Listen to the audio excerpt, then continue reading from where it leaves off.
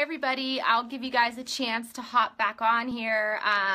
Part one of my live chat somehow lost connection. I don't know, Facebook told me it was poor connection, so I will wait for you guys to hop on here and we will get going again. I do apologize. Let me get set up here.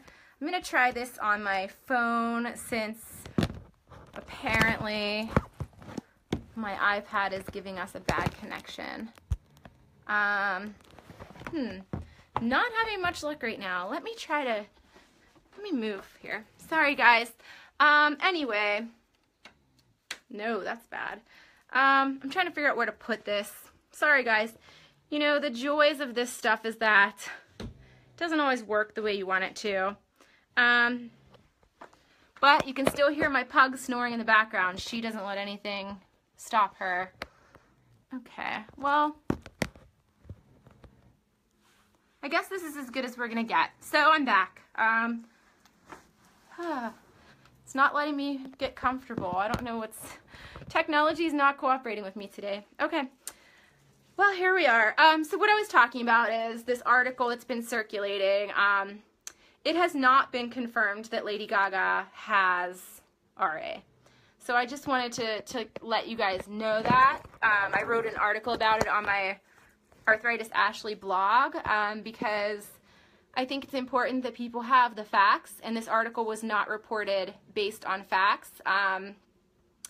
Essentially, someone tweeted out the cover that made it look like she had RA, but they didn't read the article inside, which is kind of crucial when reporting on something like this. So yeah, so this whole thing started because of a tweet of the cover, and all these websites and media outlets were picking it up and reporting on it as though it were news, and yet no one had read the actual article that said, like, nothing at all about RA. She does have issues with chronic pain, and she has had other health struggles that she's been really open about. But she did not confirm that she has rheumatoid arthritis. So, sorry. So that doesn't mean that she doesn't have it, but at the same time, it's really irresponsible of these sites to report on it as though she confirmed it. She might have it, but she never came out and said that. And so to me, that is an important distinction to make. So I just wanted to update you guys all on that.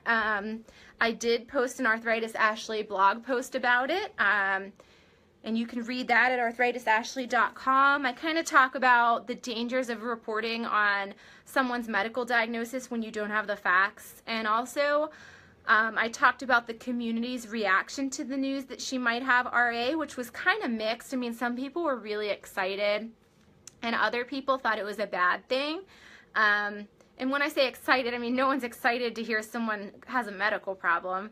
But I think people were excited that someone like her would come forward with that diagnosis and maybe help to raise some of the stigma, maybe help raise awareness, raise funding, you know, change the image and the perception of RA. And I was kind of in that camp, like where I thought, oh, like I wish she didn't have it, but she would be a cool advocate to have on our side. And as a young person, I would have loved for one of my favorite singers and someone like as cool as she is and as talented as she is to have come forward about RA, because it's so stigmatized as an old person's disease, and I think she would really have changed that for the better. But a lot of patients were fearing that it wasn't a good thing if she did have it, because they thought that it would make the rest of us look bad, like, oh, here's Lady Gaga, she can go on a world tour and dance and do this huge, energetic, athletic Super Bowl performance, and then there's us who can barely get out of bed or wash our hair. I never look at things that way. I think it's awesome and great when I see people that have RA doing amazing things. It inspires me and it gives me hope. I don't compare myself to them. I mean, I do sometimes. I'm not perfect, and I am guilty of that sometimes, but I try not to let that be a bad thing. I look at it as motivation and as hope that, like, hey, if this person's able to do this, maybe I can do not that, but something close to it. And so for me, when I hear about people like her or like athletes that have RA, I look at it as like cool, like that gives me hope, that's an inspiration to me. But I'm realistic with myself that everyone's disease looks different, everyone's journey looks different, and we shouldn't compare and compete. And, you know, just because Lady Gaga, you know, if she does have it, she might make things look easy. We don't know what she's struggling with personally and privately. Yeah, she has money to get the best doctors, but these diseases don't discriminate in terms of pain.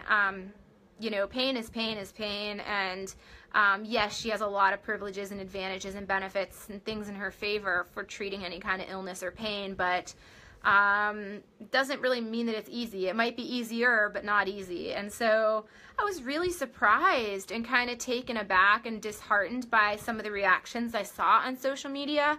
But at the same time, I understand completely where people are coming from, and I don't really blame them for those reactions. I just necessarily, I mean, I should say I personally just can't necessarily relate to that because I have a different mindset. I'm actually more inclined to compare myself to healthy people in my life, in my personal life, than I am to compare myself to someone like Lady Gaga or Selena Gomez or whoever these celebrities might be that have chronic pain and chronic illness. So I am guilty of sometimes doing that, but I don't think that Lady Gaga having RA, if she did have it, and thriving with it would be anything bad for the cause or mean anything bad for me or make me look bad. If anything, it might help in some cases, because I could say to people, you know, as an example, like, yeah, I know I don't look like I have RA, but neither is Lady Gaga, and look at her, you know, look, she can still do amazing things. She doesn't act sick or look sick. It doesn't mean she's not, though. And so it could have helped in terms of spreading awareness about the invisible nature of these diseases. And also, I would have used it as a teaching point in being able to say everyone that has RA has different abilities, because some people that have RA are using crutches or canes every day, or in a wheelchair, or need chemotherapy, or have heart and lung problems from it, or skin problems. And then some people with RA are able to dance and perform and you know, climb mountains and do triathlons. There's really no one-size-fits-all way that these diseases look or act or behave day to day, year to year, hour to hour, or person to person.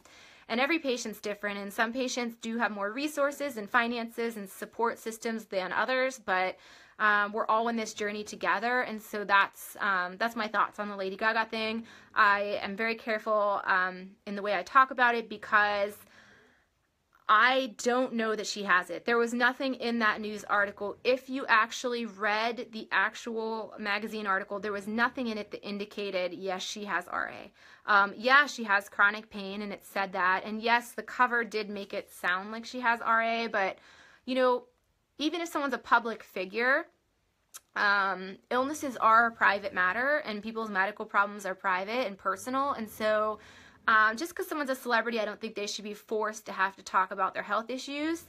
I think they should be allowed to address it in their own way and on their own terms, in their own time. And I would love it if these stars that had health problems used their fame and their platform for the greater good and became advocates and helped spread awareness and raise money. But at the same time, they are still human beings, and so we have to respect that we are not entitled to know every aspect of their life, public and private. And so I try to keep that in mind.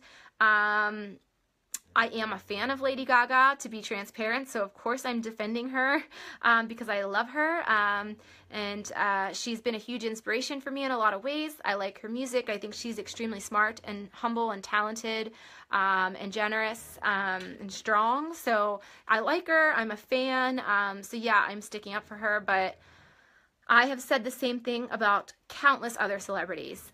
They kind of can't win when it comes to talking about their health, because if they talk about it, then you have all these people coming out of the woodwork saying that they are doing it for attention and they just want their 5 minutes of fame and this and that, you know, saying that they're exploiting their illness. But if they don't talk about it and they choose to keep it private, then people are mad that they aren't using their platform and this and that, and they're, you know, too worried about their image and, You know, why aren't they helping the patients? So what are they supposed to do? And if you were their publicist, what would you tell them to do? Because it's kind of a no-win situation, in my opinion. So yeah, I would just be careful in sharing any articles that say, hey, Lady Gaga reveals that she has RA, because once the article comes out to the public tomorrow and you read it, I think you'll be kind of surprised at the big deal that was made about it. And I think you'll understand where I'm coming from. I don't place the blame on the people that shared the article, because I was guilty of sharing it at first too. Then I did my homework. I place the blame on the design of the cover. It's very, very misleading. Whether it's intentionally deceptive or not, it's misleading. It does make it look like Lady Gaga is saying she has RA. And but I also blame these bloggers and writers who did no research and just were reporting off of a tweet, and didn't actually like bother to read the article that they're talking about. I mean, that's crazy to me. And I realized the article wasn't out yet, but I mean, I was able to find it. I was able to dig it up and find a scanned copy of it and talk to the publication, and I was able to read the article in full. So I'm assuming that a paid full-time journalist would be able to do so if they wanted to. But they didn't. They just, a lot of them, you know, there's two camps of people, and one camp of people, they just wanted clicks. They were doing it because it's clickbait, it's headlines, they're getting traffic to their site, it's a trending topic, they want it to go viral. So that's one camp. And then the other camp was people like myself and other patients and patient advocates and patient advocacy groups who were excited, like, wow, Lady Gaga is coming out and saying she has RA, whether you like her or not, whether you think it's good news or not, it's big news. It's big news for our community, and they just wanted to share it. And I can't blame them. I blame the people who are professional news organizations that are doing shoddy, lazy reporting. And speaking of lazy reporting, there was one article in particular about the Lady Gaga being on the Arthritis magazine that bugged me, and it was from a website called Vulture, and you can look it up. I don't want to really give them any more traffic, but it is the laziest piece of reporting I've ever seen. They're trying to be funny, and the whole thing is like making old lady arthritis jokes. Like, really? That's the low-hanging fruit. You know, it's so cliche. We get it. Arthritis is associated with old people. But it was basically saying, you know, no one's ever heard of this magazine except maybe your grandma. And, you know, Lady Gaga says she just turned 31, but really it seems like she's 90. And it was full of puns about arthritis and her hip replacement and everything. And I get it. It's the style and that's kind of the brand of their site, is kind of being snarky, and they're kind of like the cool kids that think they're funny. And I get it, and I don't mind that.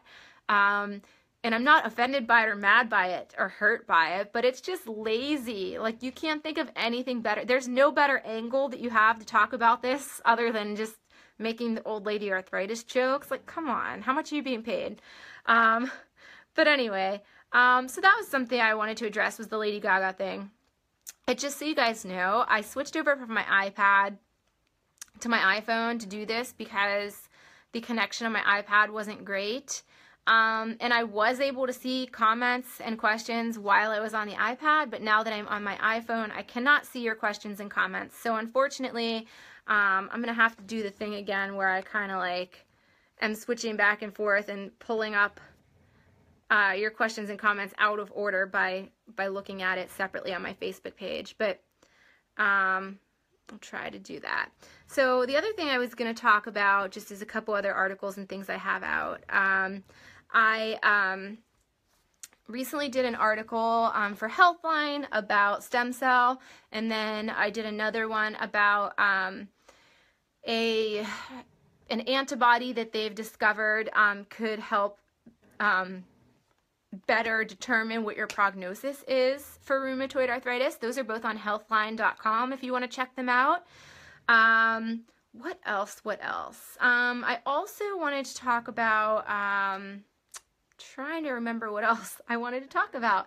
Well, the autoimmune registry, I'm always talking about them, and I'm always wanting to plug the autoimmune registry, so be sure to check them out.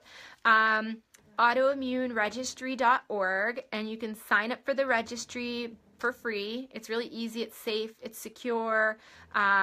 You're helping advance autoimmune disease research, so please check out the autoimmune registry. There is a paid research opportunity on my Facebook page from Sanguine Biosciences. You make $50. All you do for this particular opportunity is have them come to your house and draw your blood. That's it. A mobile phlebotomist will come to your home if you qualify, and if you are in a participating area, they will take your blood and use it for RA research, and you make $50. And the link is up on my Facebook page, so be sure to check that out. And I will share that link at the end of this chat as well. Sorry, I'm having technical problems here. So check that out at Sanguine Biosciences. And then also I recently posted an opportunity from CureClick. They are looking for people with lower back pain to participate if you qualify in a clinical trial that I think you're paid for. You'll have to check that out. And keep an eye out, because I'm going to continue posting both the opportunities for Sanguine, which is the company that they send someone to your house to draw your blood and you make $50. Right now they're looking for people, I think, that have Humira, that are on RA, but occasionally they will have different opportunities for RA patients. And also I'm doing stuff with CureClick, so I will be sharing other pertinent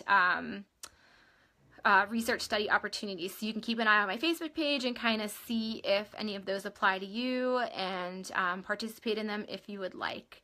I know there was something else I wanted to talk about, and I honestly can't remember what it was.